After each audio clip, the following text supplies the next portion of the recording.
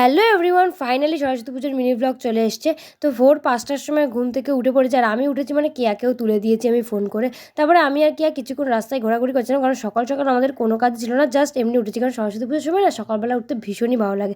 তারপর আমি হলুদ দিয়ে স্নানটা সেরে নিলাম, আর এই হলুদটা মা আগের দিন রাতেই বেটে রেখেছিল। তারপরে আমি রেডি হয়ে নিয়েছি, শাড়ি পরে। আমাকে কেমন লাগছে অবশ্যই কমেন্টে জানিও। তারপর ওখানে গিয়ে দেখি তিরপল টাঙানো হচ্ছে, কারণ তিরপল না টাঙালে না ঠিক পুজো পুজো ভাইব আসে না। যেহেতু এবছর সরস্বতী পুজো দুদিন পড়েছিল, আর আমরা দ্বিতীয় দিনটা করেছিলাম, সেই জন্য লগ্ন অনেক আগেই ছিল। সকাল সকালে আমরা সবকিছু রেডি করে ফেলেছি, যেহেতু আমরা কমই লোক আছি সেই জন্য আমরা খুব ছোট করে আয়োজন করেছি। আর এই হচ্ছে আমাদের মা সরস্বতী, কি মিষ্টি হয়েছে না মুখটা। তো যাই হোক, তারপরে অঞ্জলি টঞ্জলি দিয়ে নিয়েছি। আর যেহেতু এই সবকিছুর দায়িত্ব আমি আর কেয়া থাকি, সেই জন্য কতটা কি ভিডিও করেছি আমি সত্যি জানি না, তবে যতটা পেরেছি তোমাদের সাথে শেয়ার করার চেষ্টা করেছি।